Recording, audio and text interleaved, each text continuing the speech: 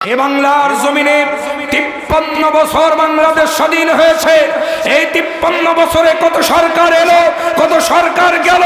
আমরা বাবার শাসন দেখেছি, মেয়ের শাসন দেখেছি, স্বামীর শাসন দেখেছি, ভাবির শাসন দেখেছি, স্বৈরাচারের শাসন দেখেছি।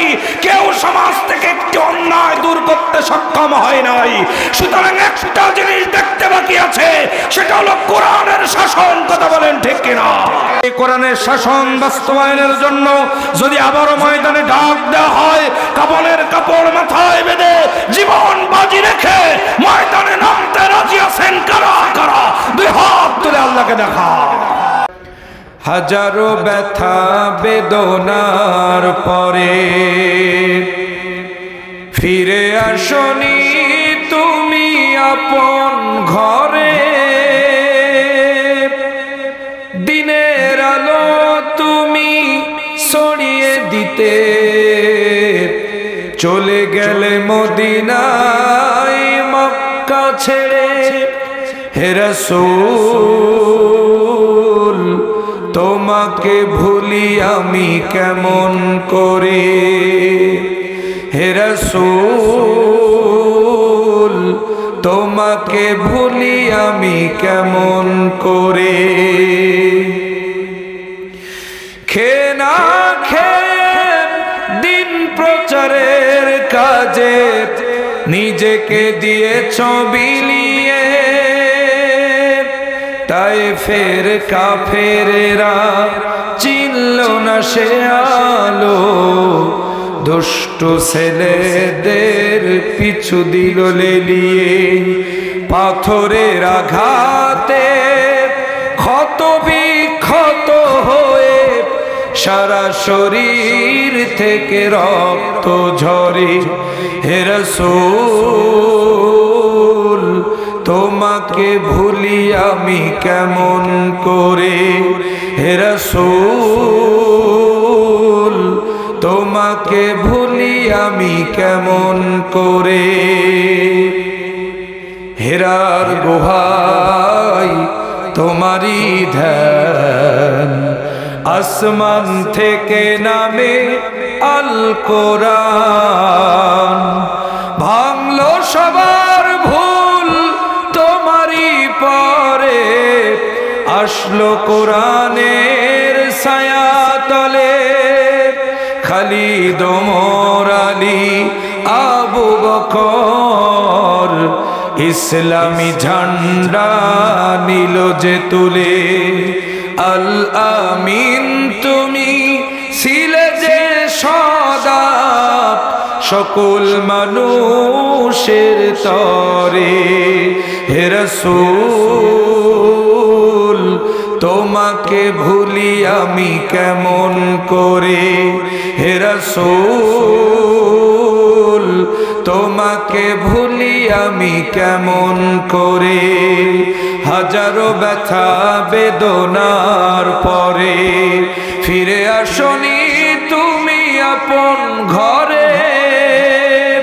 দিনের আলো তুমি ছড়িয়ে দিতে চলে গেলে মদিনায় মক্কা ছেড়ে। হে রাসূল তোমাকে ভুলি আমি কেমন করে? হে রাসূল তোমাকে ভুলি আমি কেমন করে? বাংলাদেশের ঐতিহ্যবাহী জেলা, শহীদের রক্ত স্নাত জমিন, রাজশাহী জেলার গোদাগাড়ী থানার অন্তর্গত পশ্চিম ভাটোপাড়া ইসলামী যুব সংঘের উদ্যোগে আয়োজিত তৃতীয় বার্ষিক ঐতিহাসিক তাফসীরুল কোরআন মাহফিল 2024। আজকের মাহফিলের পরম শ্রদ্ধাভাজন জনাব সভাপতি, সর্বজন শ্রদ্ধাভাজন ব্যক্তিত্ব মাওলানা মোহাম্মদ নূর আলম, পেশ ইমাম ও খতিব মসজিদ বাইতুশ শরফ কমপ্লেক্স, শাহাবদীপুর শাখা, গোদাগাড়ী, রাজশাহী। আজকের মাহফিলে সম্মানিত শ্রদ্ধাভাজন আমন্ত্রিত ওলামায়ে হযরত, বিশেষ করে আমার পূর্বে অত্যন্ত জ্ঞানগর্ভ আলোচনা রেখে আপনাদেরকে মুগ্ধ করেছেন রাজশাহীর কৃতি সন্তান, বিশিষ্ট ইসলামী চিন্তাবিদ ও মুফাসসিরে কোরআন মাওলানা সাব্বির রহমান সাঈদ। আরো আলোচনা করেছেন মাওলানা মোহাম্মদ মাসুদ রানা। আমার ডান পাশে বসে আছেন রাজশাহী জেলার আরো একজন কিংবদন্তি ওয়াইজ, বিশিষ্ট ইসলামী চিন্তাবিদ, জানার যোগাযোগের মাধ্যমে আজকে আপনাদের এই এলাকায় আমার পদচারণা। আমার শ্রদ্ধাভাজন বড় ভাই, ইসলামী আন্দোলনের বীর সিপাহ সালার, বিশিষ্ট আলেমে দ্বীন জনাব হযরত মাওলানা আব্দুল আলিম সাহেব, আমার সম্মুখ উপবিষ্ট কোরআন প্রিয়, ইসলাম প্রিয়, ইসলামী আন্দোলন প্রিয়, তাওহীদি জনতার এক অংশ, প্রাণ প্রিয় যুবক ভাইরা, পর্দার অন্তরালে অবস্থানরত সর্বগুণে গুণান্বিতা অবলা সরলা পদ্মানাসিনা ধার্মিকা আমার সম্মানিতা মা এবং বোনেরা, আলোচনা শুরু করার পূর্বে আমি আমার অন্তরস্থল হৃদয়ের কন্দল মনের মণিকূটা থেকে আপনাদের উদ্দেশ্যে সশ্রদ্ধ সালাম জ্ঞাপন করছি। কারো জবান বন্ধ থাকবে না, স্বতঃস্ফূর্তভাবে কৃপণতা না করে সবাই সালামের জবাবটা দিয়ে দেন। আসসালামু আলাইকুম ওয়া রাহমাতুল্লাহি ওয়া বারাকাতুহু। আসুন আমরা শুরুতেই কালিমাতুশ শুকরিয়া আদায় করি যে মহান মুনিব আপনাকে আমাকে আজকের এমন একটি সময়ে এ মাহফিলে আসার বসার তৌফিক দান করেছেন, যেই সময়ে গোটা বিশ্বের সমস্ত মুসলমানেরা নির্যাতিত, নিষ্পেষিত, অপমানিত, লাঞ্ছিত, বঞ্চিত, ইহুদি খ্রিস্টান এবং মুসলমান মুনাফিক কর্তৃক শাসিত। কথা বলেন ঠিক না বেঠিক? অপরদিকে গোটা বিশ্বের পরিবেশটা পাপের সাগরে হাবুডুবু খাচ্ছে। সুদ, ঘুষ, জেনা, ব্যভিচার, দুর্নীতি, অন্যায়, অবিচার, নারী ধর্ষণ, মানুষ খুন, এমন কোন অপরাধ নাই যা আমাদের সমাজে হচ্ছে না। কথা বলেন ঠিক না বেঠিক? আমার ভাইরা, আপনারা একটু জবাব দিবেন। আমরা বক্তারা হলাম মেশিন আর আপনার হলেন তেল। তেল না দিলে যেমন মেশিন চলে না, শ্রোতা আওয়াজ না দিলে বক্তার ওয়াজ হয় না। তো লোক যেহেতু কম, ওয়াজ হবে না একদম, এটা হতে পারে না। আপনারা যতক্ষণ তেল দেবেন ততক্ষণ মেশিন চলবে ইনশাআল্লাহ। যেরকম ইনশাআল্লাহ। আমার ভাইরা, আসুন শুকরিয়া আদায় করি ইসলামের এই ক্রান্তি লগনে যে মহান মুনিব আপনাকে আমাকে আজকের এই মাহফিলে আসার এবং বসার তৌফিক এনায়েত করলেন। বিগত 17 বছরের ইতিহাস যদি আপনি দেখেন, এরকম একটা মাহফিল করতে গেলে অন্তত মাহফিলের 6 মাস আগের থেকে থানার বারান্দায়, কোর্টের বারান্দায়, এসপি সাহেবের অফিসে, ডিসি সাহেবের অফিসে মাহফিল কমিটির পায়ের নিচের জুতা ক্ষয় হয়ে যেত অনুমতি নেওয়ার জন্য। ঠিক কিনা বলেন? আর একটু জোরে বলেন, কথা ঠিক কিনা? কিন্তু যে মহান মুনিব 5 তারিখের ছাত্র জনতার গণ অভ্যুত্থানের মধ্য দিয়ে, জালেমদের বিদায়ের মধ্য দিয়ে আল্লাহ রাব্বুল আলামিন আপনাকে আমাকে একটি মুক্ত বাতাসে স্বস্তির নিঃশ্বাস ফেলার সুযোগ করে দিলেন, এজন্য আমরা খুশি না বেজার? আর একটু জোরে বলেন, খুশি না বেজার? কম না বেশি? যদি খুশি হয়ে থাকেন, আকাশ বাতাস মুখরিত করে শরীরের সবটুকুন শক্তি কণ্ঠের আগায় নিয়ে এসে শুকরিয়ার ঝান্ডাটা আরশে আজিমে পৌঁছায় দেন। চিৎকার করে বলুন আলহামদুলিল্লাহ। আর একটু জোরে বলুন আলহামদুলিল্লাহ। লক্ষ কোটি দুরুদ সালাম বিশ্ব মানবতার মহান মুক্তির দিশারি, নির্যাতিত, নিষ্পেষিত, লাঞ্ছিত, বঞ্চিত, শোষিত মানবতার পরম বন্ধু, কাল কিয়ামতের কঠিন বিপর্যস্ত ময়দানে আপনার আমার জন্য একমাত্র সুপারিশকারী আকা ইনামদার তাজদারে মদিনা জনাবে মুহাম্মদ রাসূলুল্লাহ আমরা সকলে বলি সাল্লাল্লাহু আলাইহি ওয়াসাল্লাম। মাগফিরাত কামনা করছি যুগে যুগে কালে কালে আল্লাহর জমিনে আল্লাহর দ্বীন প্রতিষ্ঠার আন্দোলন করতে গিয়ে বুকের তাজা খুন এ জমিনে যারা ঢেলে দিয়েছেন এবং জুলাই বিপ্লবে যারা শাহাদাত বরণ করেছেন, আল্লাহ রাব্বুল আলামিন যেন তাদের প্রত্যেকের কবরগুলোকে জান্নাতুল ফিরদাউসের সৌচ্চ মাকাম বানায় দেন। আমরা সকলে বলি আল্লাহুম্মা আমিন। আর একটু জোরে বলেন আল্লাহুম্মা আমিন। সম্মানিত ভাইয়েরা আমার, আসুন আমরা ভূমিকায় কথা লম্বা না করে সরাসরি আমরা আমাদের মূল আলোচনায় চলে যেতে চাই। আমি আপনাদের সম্মুখে পবিত্র কোরআনুল কারীমের সূরা মুদ্দাসসির এর 40 থেকে 46 7টি আয়াতে কারিমা আপনাদের মাঝে আমি তেলাওয়াত করেছি। একটু আওয়াজ দিয়ে বলেন তো কোন সূরা? একটু জোরে বলেন। সূরা মুদ্দাসসির। সূরা মুদ্দাসসিরের 40 থেকে 46 7টি আয়াতে কারিমা আপনাদের মাঝে তেলাওয়াত করেছি। আজকের আলোচনার মূল বিষয়বস্তু হচ্ছে 4 শ্রেণীর মানুষ আল্লাহর জাহান্নামে যাবে। জোরে কোন কয় শ্রেণীর মানুষ? একটু জোরে বলেন কয় শ্রেণী? সবাই হাত তোলেন, সবাই হাত তোলেন, সবাই হাত তোলেন, সবাই সবাই সবাই দেখেন তো হাত ওঠায়নি কে? দেখেন সবাই বলেন কয় শ্রেণী? আরো জোরে। জোর হলো না, আরো জোরে হাত নামান। 4 শ্রেণীর মানুষ আল্লাহ জাহান্নামে যাবে। আমার দিনী ভাইরা, এই 4 শ্রেণীর ব্যক্তি কারা এবং সেই 4 শ্রেণীর ভিতরে যদি আমরা থাকি তাহলে আজকের আমরা তওবা করে নিজে শুদ্ধ হয়ে তওবা করে বাড়ি যাব ইনশাআল্লাহ। আমার দিনী ভাইরা, শেষ পর্যন্ত ধৈর্য সহকারে আমার সঙ্গে থাকতে আপনারা রাজি আছেন তো? যারা কোন রাজি আছেন তো 2 হাত তুলে দেখান কারা কারা থাকবেন না। হ্যাঁ থাকবেন? এই যে হাত উঠালেন ঠেলার চোটে উঠে গেছে নাকি? আবেগে ওয়াজ শোনা যাবে না, ওয়াজ শুনতে হবে বিবেক দিয়ে। আবেগের ওয়াজ মনে থাকে না। তবে আল্লাহ ভিতরেরটা নেন, বাইরেরটা নেন না। আল্লাহ আমাদেরকে শেষ পর্যন্ত কবুল করুন। জোরে কোন আমিন। আরো জোরে বলুন আমিন। আমার দিন ভাইরা গভীর মনোযোগ দিবেন। কোন বিষয়ের তাফসীর জানতে হলে আপনাকে 5টি বিষয় সামনে রাখতে হবে। জোরে কোন কয়টা বিষয়? আর একটু জোরে কোন কয়টা বিষয়? 5টি বিষয়। 1 নাম্বার হলো সূরার পরিচিতি। খুব মনোযোগ দিবেন। 1 নাম্বার কি?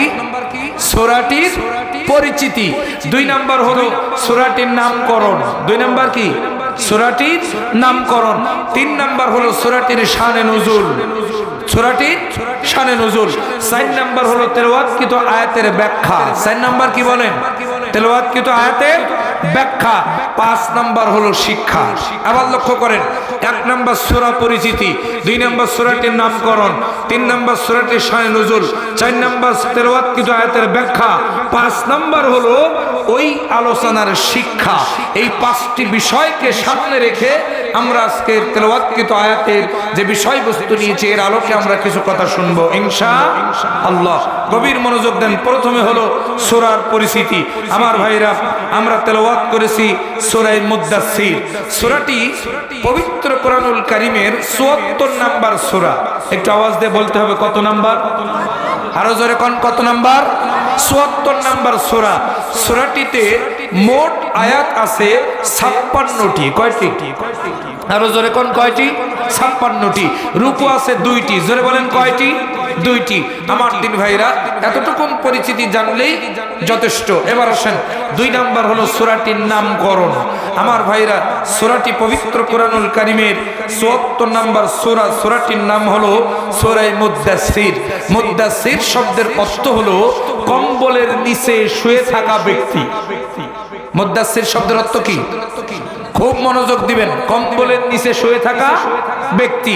আমার দিনী ভাইয়েরা, এই সূরাটির প্রথম আয়াত তথা ইয়া আইয়ুহাল মুদ্দাসসির, এখান থেকে মুদ্দাসসির শব্দ নিয়ে সূরাটির নামকরণ করা হয়েছে। জোরে বলেন সুবহানাল্লাহ। তাহলে নামকরণও আমরা জানলাম। এবার আসেন 3 নাম্বার পয়েন্ট, শানে নুজুল। কোন প্রেক্ষাপটে সূরা মুদ্দাসসিরটা নবীজির কাছে অবতীর্ণ হয়েছিল, যদি এটা আপনি জানতে পারি তাহলে আমার ভাইয়েরা আলোচনাটা বুঝতে সুবিধা হবে। গভীর মনোযোগ দিবেন। এই সূরার শানে নুজুল যদি আপনি জানতে চান, বুখারী শরীফের 4 নাম্বার হাদিস, জোরে কোন কয় নাম্বার হাদিস? কোন হাদিস? বুখারী শরীফ কয় নাম্বার হাদিস? 4 নাম্বার হাদিস। আমার ভাইরা গভীর মনোযোগ দিবেন। এই সূরাটি নাজিল হয়েছিল মক্কায়। জোরে কোন কোথায়? মক্কায়। একেবারেই প্রথম দিকে, অর্থাৎ নবুয়তের পরপরই এই সূরাটি রাসূল করিম সাল্লাল্লাহু আলাইহি ওয়াসাল্লামের কাছে অবতীর্ণ হয়েছিল। ঘটনাটি ছিল এরকম, আমার ভাইরা, বিশ্বনবী জনাব মুহাম্মদ রাসূলুল্লাহ সাল্লাল্লাহু আলাইহি ওয়াসাল্লাম এমন একটি সমাজে তার আবির্ভাব হয়েছিল, তার জন্ম হয়েছিল, যেই সমাজে এমন কোনো অন্যায় ছিল না যা মানুষ করত না। ঠিক কিনা বলেন? চুরি, ডাকাতি, জেনা, ব্যভিচার, হত্যা, খুন, গুম, রাহাজানি, ধর্ষণ, ছিনতাই, বদমাইশি, এমন কোন অন্যায় ছিল না যা তারা করত না। এমন কি নিজের মায়ের সঙ্গে জেনা করাকেও তারা অপরাধ মনে করত না। জোরে বলেন নাউজুবিল্লাহ। এমনকি কন্যা সন্তান জন্মগ্রহণ করাকে তারা অপরাধ মনে করত। এজন্য কন্যা সন্তান জন্মগ্রহণ করার সাথে সাথে তাদেরকে বুক পর্যন্ত মাটিতে, এরপরে আপনার হত্যা করে মরুভূমির মধ্যে বালি চাপা দিয়ে আসতো। এটাকেও তারা অপরাধ মনে করত না। জোরে কন নাউজুবিল্লাহ। ঠিক এরকম প্রেক্ষাপটে বিশ্বনবীর জন্ম হলো। জন্মের পর থেকে নিয়ে রাসূল করিম সাল্লাল্লাহু আলাইহি সাল্লাম সুদীর্ঘ 17 বছর যখন তার বয়স, এই 17টি বছর বুদ্ধিজ্ঞান হওয়ার পর থেকে আমার ভাইরা বিশ্বনবী দেখে আসলেন সমাজের অন্যায়, অবিচার, জুলুম, নিপীড়ন দেখে দেখে তিনি বড় হলেন। আমার ভাইরা, আপনি বাংলাদেশের ইতিহাসের দিকে তাকান। আজকের এরকম জেনারেশন, আমরা যারা এই জেনারেশনে বুদ্ধিজ্ঞান হওয়ার পর থেকে বিগত 17 বছর শুধু বাংলার জমিনে একটাই জিনিস দেখেছি, সেটা হলো জুলুম। কথা বলেন না কেন? আর একটু জোরে বলেন, কথা ঠিক কিনা?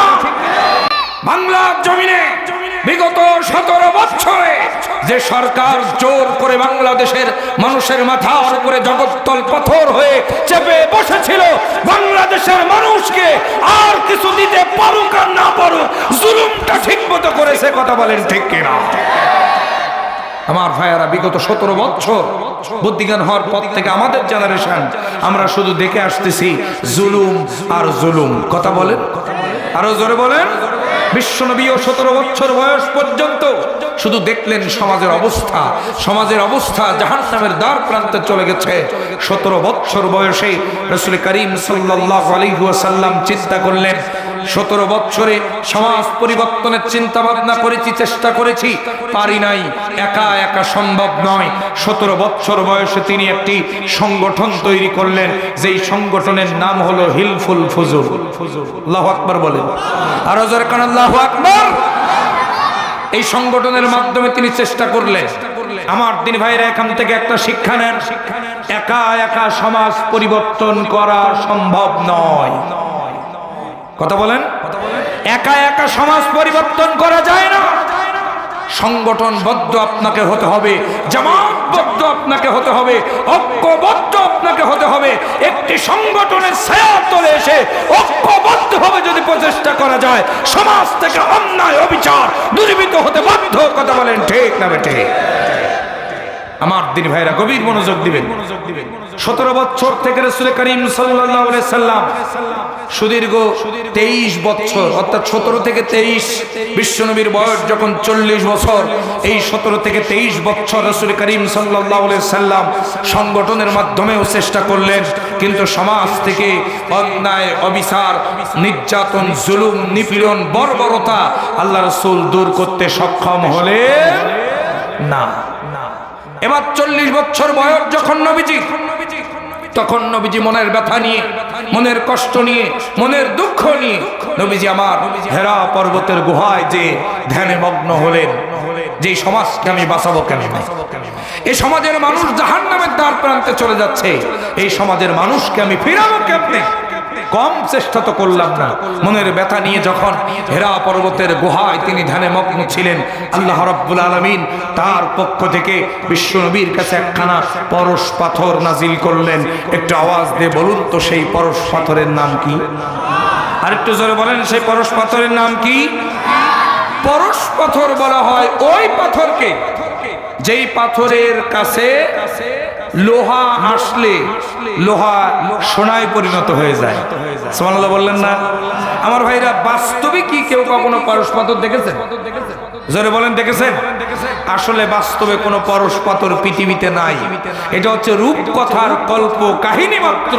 বাস্তবে যদি পৃথিবীতে কোনো পরশ পাথর থেকে থাকে, তার নাম কোরআন, কেবলমাত্র কোরআন, শুধুমাত্র কোরআন, একমাত্র কোরআন। জোরে বলেন ঠিক না বেঠিক? এই পরশ পাথর কেমন? বিশ্বনবীর কাছে যখন আল্লাহ রাব্বুল আলামিন পরশ পাথরটা নাজিল করলেন, এই পরশ পাথর দিয়া তিনি গোটা সমাজের মানুষকে একত্রিত করলেন, গোটা সমাজটাকে কোরআনের আদলে নিয়ে আসলেন। ফলে কি হলো? যারাই ছিল চোর, তারাই হয়ে গেল সম্পদের পাহারাদার। সুবহানাল্লাহ বলবেন না? যারা ছিল নারী সতীত্বের জম, তারাই হয়ে গেল নারী সতীত্বের হেফাজতকারী। যারাই ছিল রাষ্ট্রীয় সম্পদের আত্মসাৎকারী, তারাই হয়ে গেল রাষ্ট্রীয় সম্পদের আমানতদার। যারা কন্যা সন্তানকে জীবন্ত কবর দিত, এরাই কন্যা সন্তানকে সম্মানের আসনে বসাতে শুরু করলো। লোক তৈরি হয়ে গেল, সোনার মানুষ তৈরি হয়ে গেল। হযরতে আবু বকর, হযরতে ওমর, হযরতে উসমান, হযরতে আলী রাদিয়াল্লাহু তাআলা আলাইহিম আজমাইন। সোনালী যুগ তৈরি হয়ে গেল। নবীজি বললেন, খয়রুল কুরুনি করনি, সর্বশ্রেষ্ঠ যুগ আমি মুহাম্মদ, আমার যুগ। একটু জোরে বললেন না সুবহানাল্লাহ? আমি আপনাদের আওয়াজ শুনে খুশি হতে পারছি না, একটু জোরে বলেন না সুবহানাল্লাহ? এখন আপনারা জবাব দেন, ওই সোনালী যুগ কি তৈরি হয়েছিল পানি পড়া দিয়া? এত আস্তে বললেন কেন? জোরে বলেন। পানি পড়া দিয়া, ঝাড়ফুঁক করে, খানকার মধ্যে বসে বসে তাসবিহ নিয়ে জিকির করে? না, আল্লাহর কোরআনের শাসন বাস্তবায়নের মধ্য দিয়ে সমাজটা সোনালী সমাজ পরিণত হয়েছিল। ওটা সমাজ থেকে অন্যায় অবিচার দূর হয়েছিল। কথা বলেন ঠিক না ঠিক? আমার ভাইয়েরা, এবার আওয়াজ দিয়ে বলুন তো, আমাদের দেশে চুরি আছে না নাই? ডাকাতি আছে না নাই? খুন আছে না নাই? গুম আছে না নাই? ধর্ষণ আছে না নাই? সুতরাং একটি কথা স্পষ্ট করে বলতে চাই, আজ থেকে ১৫০০ বছর পূর্বে সমাজ থেকে অন্যায়, অবিচার, জেনা, ব্যভিচার, হত্যা, খুন, গুম, রাহাজানি, ধর্ষণ, ছিনতাই, জুলুম, নিপীড়ন বিশ্বনবী দূর করেছিলেন কোরআনের শাসন বাস্তবায়নের মধ্য দিয়ে। সুতরাং আজকে বাংলার জমিন থেকে যদি জুলুম, নিপীড়ন, নির্যাতন, অত্যাচার দূরীভূত করতে হয়, চুরি ডাকাতি মুক্ত বাংলাদেশ তৈরি করতে হয়, আল কোরআনের পার্লামেন্ট গঠন ছাড়া অন্য কোন রাস্তা খোলা নাই। কথা বলেন ঠিক কিনা? আমার ভাইয়েরা, আপনি যদি মনে করে থাকেন বিগত ৫ই আগস্টে স্বৈরাচারের পতনের মধ্য দিয়ে আমাদের চূড়ান্ত বিজয় হয়ে গেছে, তাহলে আপনার ধারণা ভুল। আমরা কেবল সেমিফাইনাল জিতেছি, এখনো চূড়ান্ত বিজয় আমাদের সামনে। আমাদের চূড়ান্ত বিজয় সেদিন হবে যেদিন বাংলাদেশের পার্লামেন্টে সংবিধান হবে আল কোরআন। একটু জোরে বলেন কথা ঠিক কিনা? আরো জোরে বলেন কথা ঠিক কিনা? এ বাংলার জমিনে ৫৩ বছর বাংলাদেশ স্বাধীন হয়েছে। এই ৫৩ বছরে কত সরকার এলো, কত সরকার গেল।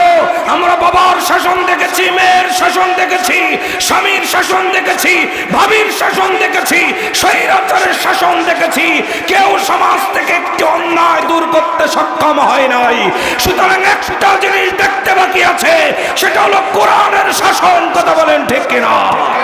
এবং সেই কোরআনের শাসন বাস্তবায়নের জন্য যদি আবারও ময়দানে ডাক দেওয়া হয়, কাপড়ের কাপড় মাথায় বেঁধে জীবন বাজি রেখে ময়দানে নামতে রাজি আছেন কারা কারা?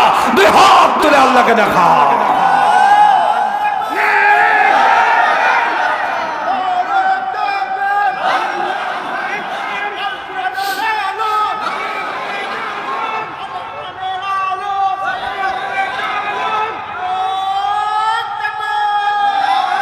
আল্লাহ কবুল করুন। জোরে বলেন আমিন।